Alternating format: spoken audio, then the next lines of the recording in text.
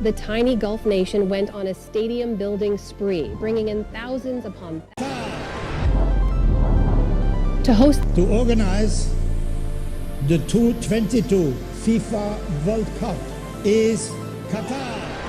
The World Cup finally arrived in Qatar, 12 years after FIFA's surprising and contentious decision to give Qatar the hosting rights. The Gulf state has poured billions into it, making it the priciest project of its kind. Hello guys, welcome back to the channel. Qatar has spent over $220 billion, and maybe much more, to host this massive event.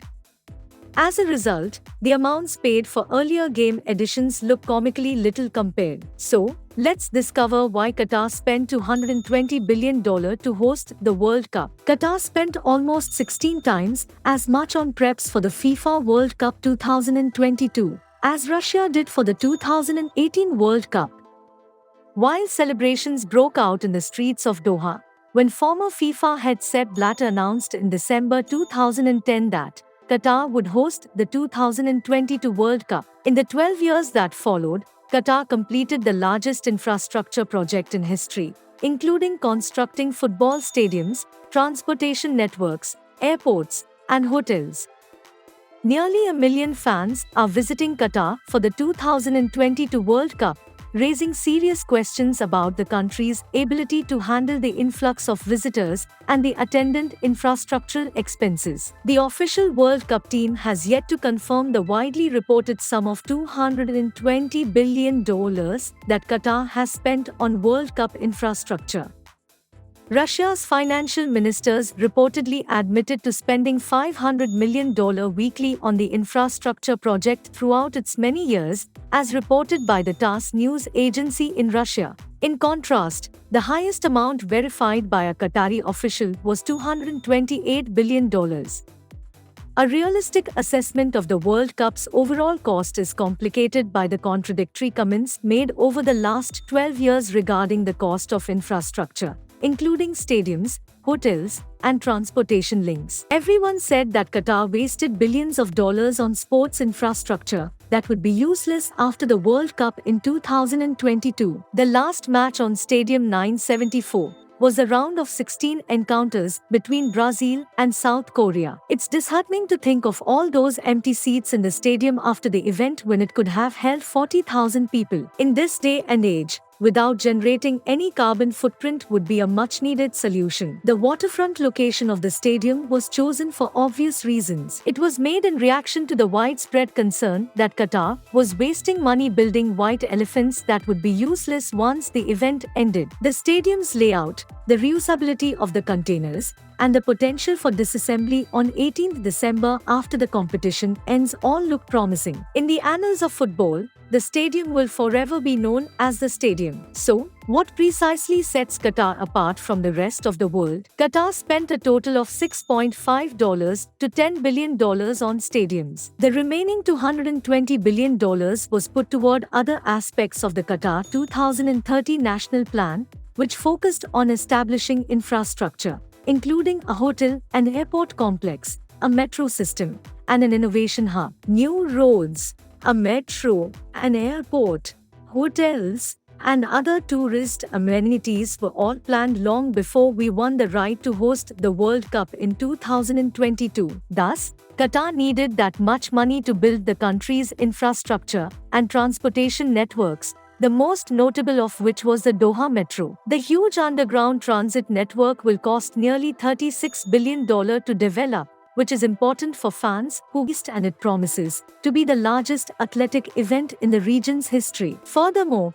it is the first worldwide spectacle accessible to the public, since the COVID-19 ban prevented spectators from attending the Tokyo Summer Olympics and the Beijing Winter Olympics. Games will be played within just 31 miles of Doha's central Corniche, unlike past World Cups, where sites were sometimes spread over various cities. Since the tournament lasts for a whole month, it implies that more than 1 million spectators, or around a third of Qatar's total population, will descend upon the capital city, keeping players, fans, and the World Cup fields at a comfortable temperature are claimed to have significantly boosted construction costs at 7 of the 8 stadiums used in this year's tournament. The grass used in the World Cup fields has been cultivated using imported grass seeds in special nurseries. It must be kept cold and properly hydrated to remain in good condition for football, despite Qatar's hot, dry conditions. Money has not only been spent extensively on constructing or renovating the 8 stadiums that will host World Cup games, but also on private islands, villas, flats, and hotels.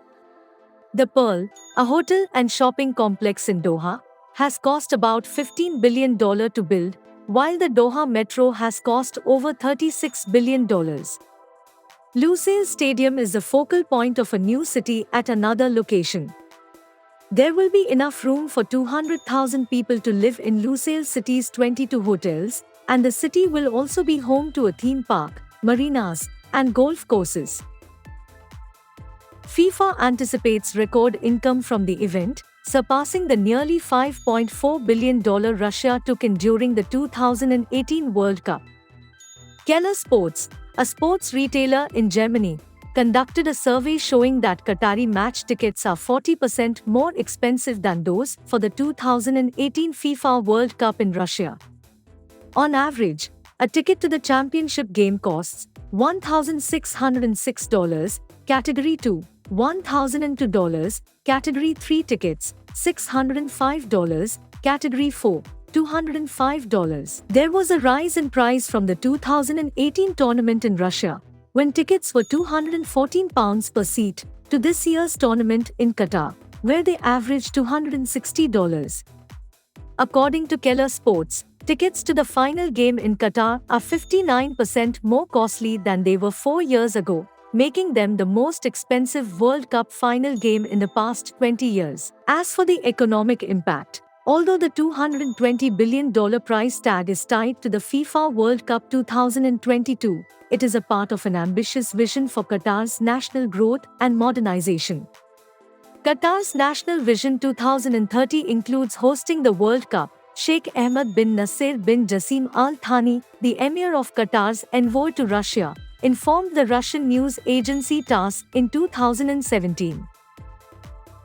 That's all for today, folks, and we hope you enjoyed baking with us.